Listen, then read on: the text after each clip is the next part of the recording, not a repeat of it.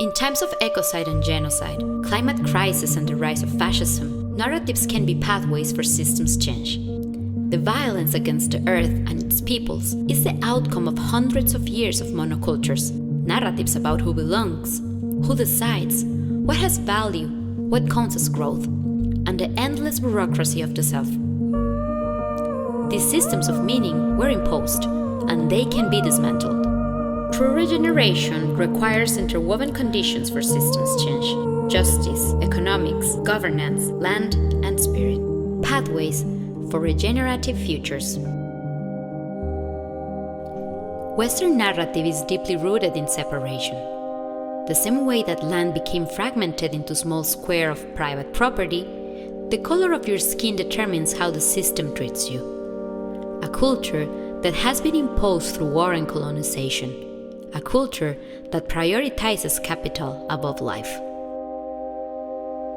We found a connection in our stories. Ours is not different to being discriminated by against the system, not only because they are seen as poor or marginalized communities, but also because they are queer.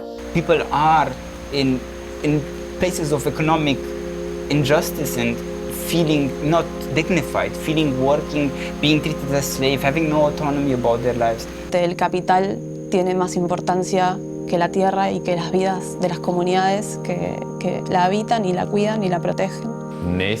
Essa ideia de imposição da morte em vida é brutal, né? And for hundreds of years, this story of progress and civilization has justified the sacrifice of people and the planet to feed an algorithm of greed. The result is structural inequality, monocultures that reinforce the violence against Mother Earth and her peoples. In times of systems collapse, what does it mean, restoring justice, restoring life? A lot of this work is restoring memory, and through restoring memory, we find restorative ways to work and be with the land and heal ourselves. Been engaging with a number of communities, from cultural heritage activists to eco-journalists, climate justice activists.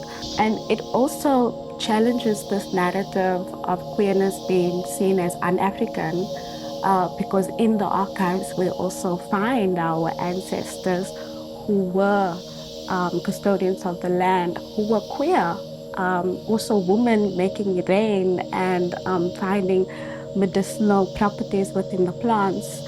And so when we unearth these stories, we also remind ourselves that queerness has always been a part of our indigenous identity. Our work is through memory and rooting and growing and healing. And that is the Kokua hack. A gente tem sonho que é de entender que a Guanabara, por ser lugar de encruzilhada, um lugar encruzilístico desde sempre, ele também é uma nave propulsora, né, promotora de encontros pelo mundo. Assim. Isso já está acontecendo aqui agora. A gente tem, através do nosso programa, a possibilidade de articular uma série de saberes, de tradições afro-brasileiras, indígenas, ciganas, de múltiplas matrizes, de lideranças que carregam consigo a tradição oral. Então, eu acredito que o nosso hack seja também a nossa responsabilização por mediatizar algumas dessas histórias em forma de texto, imagem, som. Mas também pensando nas escolas indígenas, nas escolas vivas, como a gente chama, em outros espaços de educação, por onde a gente também possa atuar e hackear esse banco, esse arquivo, né, esse arquivo histórico do país, assim, da memória brasileira.